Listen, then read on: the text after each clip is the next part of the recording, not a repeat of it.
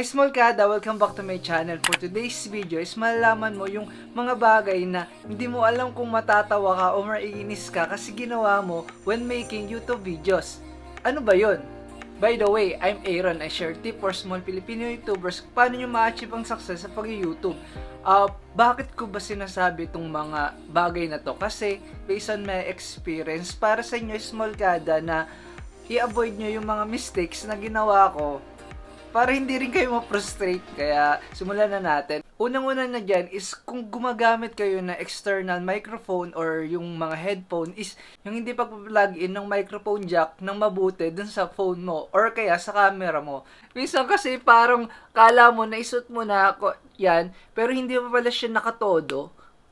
Malalaman mo na lang na pagkatapos ng video mo is ang pangit nung tunog kasi kaya ka nga nagdagdag ng external microphone para mas gumanda yung tunog tapos pagtingin mo na lang, pagtingin ba yun? Pagdinig mo is hindi maganda yung tunog. Para sa akin kasi pag pangit yung audio is naiinis na ako. Nanonood ba yung tamang term doon o nakikinig? Kasi may mga viewers na once na naklik nila yung video is hindi nila papanoorin, papakinggan nila yun. Kaya mahalaga sa akin yung audio. Pag nangyayari yun, is super, hindi ko na lang alam kung anong mararamdaman ko. Kaya, yun nga, di ba yung frustration. And matatawa ka lang kasi ang tanga-tanga mo. Boom! Doon pala nang galing yung test mic 1, 2, 3 para malaman nila kung ayos yung audio nila or hindi. Next naman is yung auto white balance mo na out of balance, tapos yung autofocus mo is na out of focus. So yun sa pinaka naiinis ako kasi kaya nga natin pinili yung automatic na setup is para madilian yung buhay natin. Minsan kasi dun sa white balance is nagiging super light or super dark. Syempre papangit na yung video mo. Dun sa autofocus naman is minsan hindi ikaw yung focus tapos nagiging blurred ka.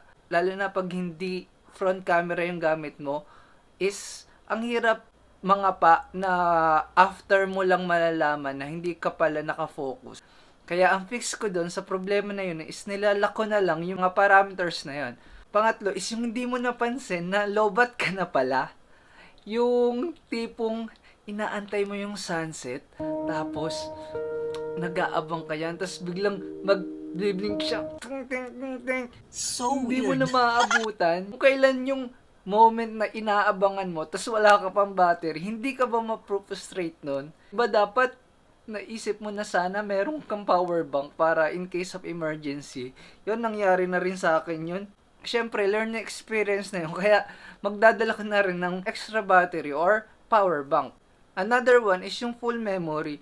Siyempre, dapat meron ka ring backup ng memory card or kaya malaki yung allowance mo. Once na alam mo na may video shoot ka this day is mag-reserve ka na ng malaking memory kasi hindi mo alam yung mangyayari. Kaya mas maganda na handa tayo lagi. And yung next naman is yung I think one of the most hindi mo alam yung mararamdaman mo talaga kasi ang tanga-tanga mo. Hindi. Yung hindi pagpe-press ng record button. What? Or parang pag-miss-click mo ng record button kasi minsan magsasalita ka ng 30 minutes to 1 hour tapos hindi mo napansin, hindi pala nakapress yung record button. Di ba hindi, parang sayang yung oras ko, sayang yung panahon ko. Parang ganun yung mangyayari mo eh. Isang click lang kasi tapos hindi mo dinouble check na nagre-record pala or hindi. Siguro nangyari na sa inyo yan ng mga one time lang siguro. Ako multiple times na kasi minsan malay mo na misclick mo or kaya hindi kumagat yung pagpe-press mo ng button. May mga ganong kasing scenario na nangyari talaga. And last is definitely not the least. Kung napansin nyo is 3 weeks ako hindi nakapag-upload ng video kasi nagawa ko tong pagkakamaling to is yung pagdi-delete nung video na kinapture ko and at the same time, na-delete ko pa yung edited video ko. Nice. Kasi, syempre, minsan accidentally mo na-delete. Alam mo ano lang yung scrap video, tapos delete, confirm. Di ba may mga ganun kasi nagmamadali ko or nawala sa utak ko. Is na-delete mo yung video clip na pinagkukunan nung video editing mo. Kaya, hindi mo na magagawa yung inedit mo na video kasi nawala na yung clip mismo. And uulit ka na naman. And syempre nakaka-frustrate yun. At the same time, nakakapanghina ng loob kasi nag-shoot ka na, nag-edit ka na, tapos madidelete mo lang. Pero sabi nga nila, lahat ng pagkakamali is mai-instill na sa'yo na para hindi mo na maulit-uli yun. Make you a better, hindi naman better person. Medyo mas mag-ingat ka na for the next time para hindi mo na gawin yung mistakes na yun. And paalala ko lang rin kasi for phone kahit nasa PC ka nag-edit, is same as draft mo lagi yung mga ginagawa mo. Kasi minsan hindi mo naman inaasahan na kuwari nagbo-blue screen or kaya mare-reset yung phone mo, is mawala yung pinaghirapan mo. Kaya mas maganda is save mo muna as draft or save as mo talaga yung file na ginawa mo.